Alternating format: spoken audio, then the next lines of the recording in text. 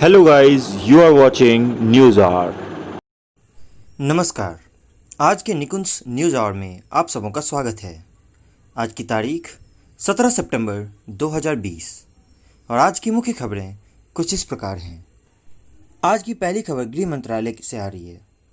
अनुच्छेद 370 हटाए जाने के बाद जम्मू कश्मीर में आतंकी घटनाएं 54% तक कम हो गई हैं।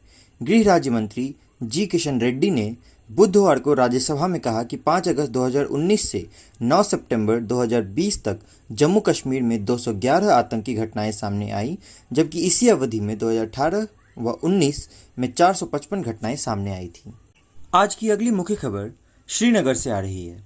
कश्मीर जोन की पुलिस के मुताबिक श्रीनगर के बटमालू क्षेत्र में गुरुवार तड़के सुरक्षा बलों के साथ हुई मुठभेड़ में 3 आतंकी मारे गए। पुलिस और सीआरपीएफ के साझा ऑपरेशन में 2 जवान भी जख्मी हुए हैं, जबकि दो तरफा गोलीबारी के दौरान एक स्थानीय महिला की मौत की खबर है। बतौर पुलिस सभी अन्य आतंकियों की खोज जारी है।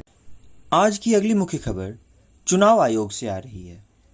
बिहार विधानसभा चुनाव से पहले चुनाव आयोग ने 12 राजनीतिक पार्टी के चुनाव चिन्ह बदल दिए हैं। चुनाव आयोग ने पप्पू यादव की जन अधिकार पार्टी के चुनाव चिन्ह हॉकी को बदलकर कैंची कर दिया है। वहीं जीतन राम मांझी की हिंदुस्तानी आवाम मोर्चा हम पार्टी को टेलीफोन की जगह पैन यानी कि कढ़ाई चुनाव चिन्ह दिया गया है। आज की अगली मुख्य खबर लोकसभा से आ रही है। लोकसभा ने सहकारी बैंकों को आरबीआई की देखरेख में लाने वाले बैंकिंग विनियमन विधेयक 2020 को पास कर दिया है। वित्त मंत्री निर्मला सीतारमण ने कहा, पिछले 2 साल से सहकारी बैंकों और छोटे बैंकों के जमाकर्ताओं को परेशानी हो रही है। हम जमाकर्ताओं के धन की सुरक्षा के लिए इस संशोधन को लाने की कोशिश कर रहे हैं। आज की अगली मुख्य खबर यह है कि मनाली को लेह से जोड़ने वाली 9.2 किलोमीटर लंबी अटल सुरंग 10 साल में बनकर तैयार हो गई है और यह 10,000 फीट की ऊंचाई पर स्थित दुनिया की सबसे लंबी हाईवे सुरंग है।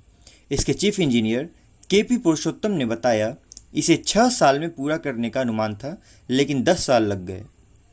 इसे मनाली लेह की दूरी 46 किलोमीटर घटी। आज की अगली खबर दिल्ली मेट्रो से आ रही है। चौथे चरण के अंतर्गत दिल्ली मेट्रो के निर्माणाधीन एरो सिटी तुगलकाबाद कॉरिडोर को सिल्वर लाइन नाम दिया गया है। यह दिल्ली मेट्रो नेटवर्क का 10वां कॉरिडोर होगा, इसलिए इसे लाइन 10 भी कहा जाएगा। डीएमआरसी के कार्यकारी निदेशक अनुज दयाल ने कहा, मजलिस पार्क से मौजपुर कॉरिडोर पिंक लाइन का विस्तार है, जबकि जनकपुरी वेस्ट से आरके आश्रम कॉरिडोर मैजेंटा लाइन का विस्तार होगा।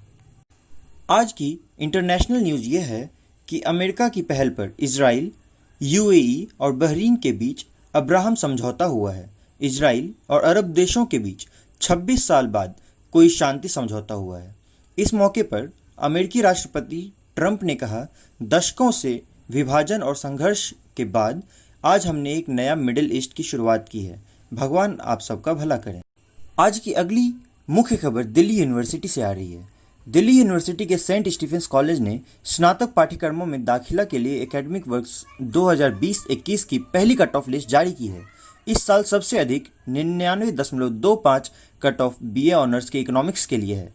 बीए ऑनर्स इंग्लिश और बीए ऑनर्स हिस्ट्री में दाखिला की कट ऑफ कॉमर्स संख्या के छात्रों के लिए 99% है। आज के इंटरनेशनल रिलेशंस से सबसे बड़ी खबर यह आ रही है कि शंघाई सहयोग संगठन के राष्ट्रीय सुरक्षा सलाहकारों की एक ऑनलाइन बैठक में पाकिस्तान द्वारा बैकग्राउंड में काल्पनिक नक्शा प्रदर्शित करने के बाद एनएसए अजीत डोभाल ने मीटिंग छोड़ दी।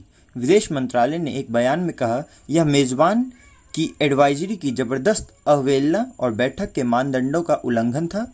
इस बैठक की मेजबानी रूस ने की थी। आज कोरोना वैक्सीन से जुड़ी सबसे बड़ी खबर यह है कि अमेरिकी कंपनी नोवैक्स ने बताया कि सीरम इंस्टीट्यूट ऑफ इंडिया के साथ एक समझौते के तहत वह कोविड-19 वैक्सीन निर्माण की क्षमता को दुगना कर 200 करोड़ खुराक कर रही है।